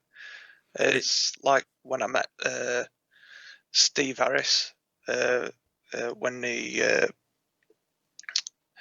I mean, the music blasting out through PA anyway after they played the gig, and uh, me and my sister went up to get like autograph and photos signed. I was really fucking nervous. I was just like, "Hi, Steve, can you do this for me, please?" and, then one had my photo, like waving over to my sister to come and get one off. And afterwards, I felt really rude, and it it's wasn't the so easy to intention. feel. I'm sure they don't even take it like that in any capacity because it just Yeah, meets so many people. yeah, I I remember I met Ola England a few years ago, and he was mm, doing like a Focusrite thing with another YouTube guitarist called Seifu Airs or something, and he does quite a lot of like anime based stuff. yeah, And I thought, okay, everyone's hounding Ola at the moment. I'm going to try and speak to Seifu. So I'm like, okay, he's into anime. I'm into anime. Let's try and have a discussion. I've got a Berserker tattoo, so let's try and have that discussion, or JoJo's, whatever, like some kind of show that I'm into. So I'm mm, going up to him and I say, have you watched Berserk? He's like, no, I haven't had the chance. Like, oh, all right then. And my mind goes blank, yeah, and I realise like I'm just like, oh god, like I'm leaving it longer and longer, and he starts talking to someone else, and I'm just walking yeah, off, and I'm feeling like, oh god, I must look like such an arsehole right now because I'm having such a blank trying to talk to him that it comes across like, oh, you're not into the same thing I am. Fuck you then. yeah, I'm going away. Well, with Ola, it was Ola's a very. I'm gonna talk about him like I know him, but I don't. I've watched his YouTube videos. I've met him for like 2 seconds. So, but I went up to him and it's such a conversational guy. He's so inclusive. yeah, It's like kind of like what you imagine Dave Grohl to be like. yeah, And it's just like, oh hey guys, really nice to meet you, with my really awful like really bastardized Scandinavian accent. It's like, oh, it's really nice. It's like, how you doing? It's like, oh, it's really great to meet you, dude. By the way, I bought a Line 6 Helix under your recommendation because I'm just like trying to find something to talk about. Go on, try and talk to him about something. Fuck, just do it, dude. Did it? It's like, oh yeah, it's really cool. I really appreciate it, man. It's really great to hear that you bought something that I recommended. And it's just like, I'm sure he was just being really nice. It's like, oh, this guy's really awkward. Fuck, let me try and get rid of him. yeah. It's nice when there's someone like that they kind of pull the conversation along. It's it, instead of just sort of, "Hi, how you doing?"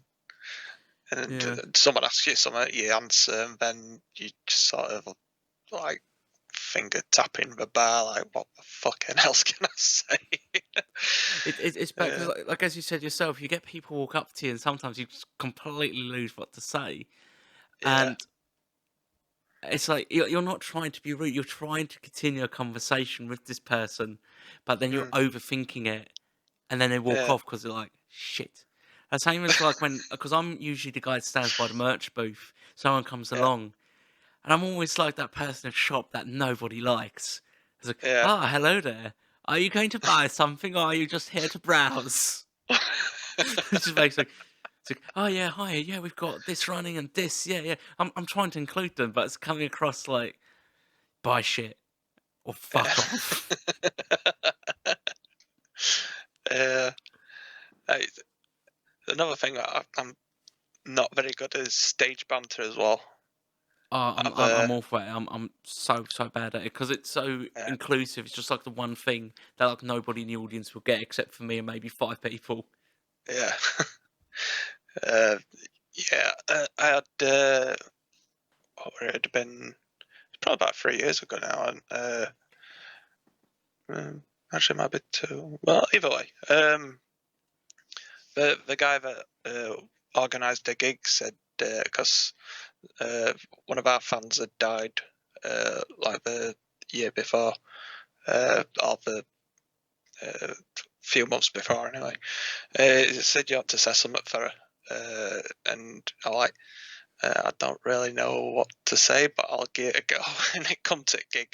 I got through first half in it, and then I started stuttering and repeating myself, kind of like where I got nervous, and I became really aware of it. And guy that were on bass, like, shit, I've got to help him out. It's just like, what he's trying to say is fuck cancer. I'm like, yeah, fuck cancer. I was just like, then thanks. Next song, please. Just carried on. But because I wouldn't habit videoing all gigs as well, and I watched it back. I'm like, oh my god, what were I on about? It's really bad sometimes. Sometimes you will watch yourself just like, for fuck's sake. It's like, why Yeah, did I do that? This is so cringe. I know. It's really. It's Uh, it gets worrying when there's certain people that you see, certain bands that they do something and it is every single time it's cringe. And like you mm, see that same band like the year after and they're still doing it. It's just like, have you not seen how cringe this is? Like this is like exponentially cringe to a point where it's like the cringe police needs to pick you up and put you in the cringe asylum. This is how yeah, cringe you're being right now. it is bad for some minute. You think they get it as well? That's the thing, as you said, like we're the kind of people that are quite we pay attention to it and sort of try and move away from it or do something else that works a bit better. Yeah, yeah, I think that's it. I think it's some of I think the sort of more cringy stuff comes from the bands uh, the they're in a band that's always playing gigs and stuff, but they're not particularly taking it overly serious, kind of thing. Mm. If that makes sense. They don't mind doing uh, stupid stage banter or what have you, and sometimes it's like, all right, guys, just get on with some music, you know? I think that you have to find like a good middle ground between stage banter and just general fuckery. Yeah, I think that there can be a point where it just becomes really irritating. I mean, yeah, like, like probably one of the cringiest things I've done personally, I'd say, is introducing the band members. I thought, yeah. like, I've done it because I thought, okay, I'll try it. Went off and I was just like, that was shit. Yeah, it's something I tend when I've done it in past. It's something I tend to do, like at the end when the music's just crashing out, kind of thing. say this is such and such and such, and then there's me. Thank you and good night, kind of thing. Because I know if I did it properly, I'd make a right ass on it.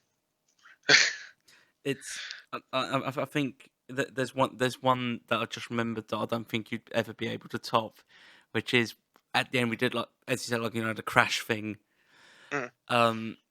At the end, I decided to quote Philip Anselmo, and it's not the quote that you're thinking before you think I'm going anywhere that way.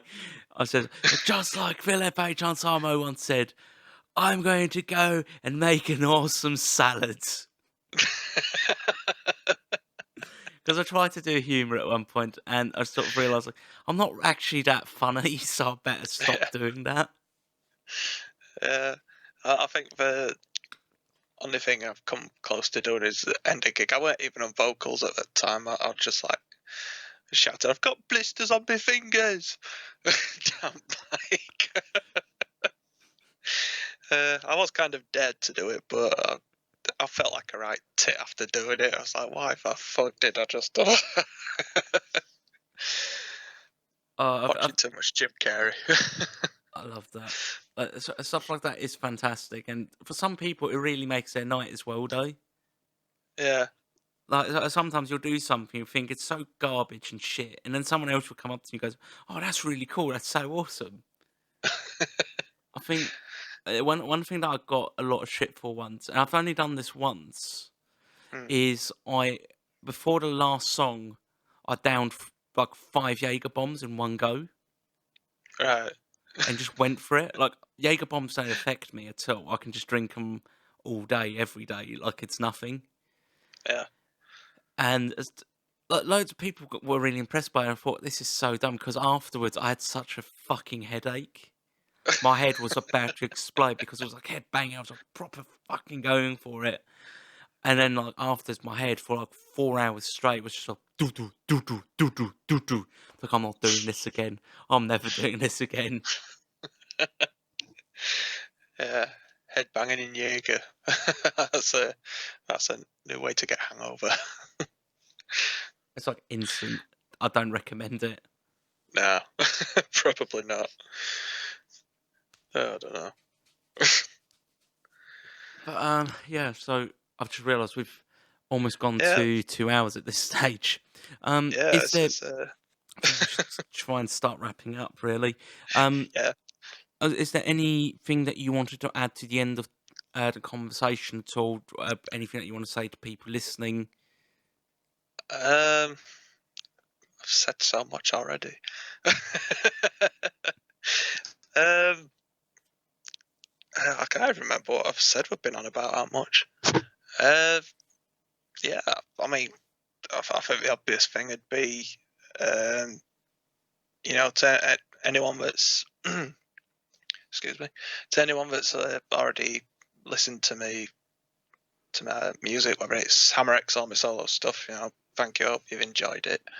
I've released Alive in Isolation, which is kind of a live album, but not live. It's kind of like a sessions album. My second album's coming out later in the year, I suppose. And I've those that have pre-ordered, and uh, thanks for all the support and everything. It's been a crazy couple of years, but it's actually really nice to see the support come through. Sometimes it feels like you don't always you don't always have that kind of support, but when you need it, it does always come through. And if you aren't familiar with Stephen's work, go have a listen on Spotify and all the other streaming services, because I'm not listing them all. There's no way I'm listing every single one of them. There's too many. Or if There's you want to really support him, buy merch and CDs from his Bandcamp. Isn't that right? yeah, Bandcamp. Sweet, I got that right. Awesome. Yeah. Okay, so thank you so much for being on the podcast, dude. Yeah, And thank you for having me. yeah, this is the end of episode 6, and I hope you all are fine. And don't forget to like, subscribe, and share the episode, as it doesn't just help me, it helps the artists that I interview. So thank you.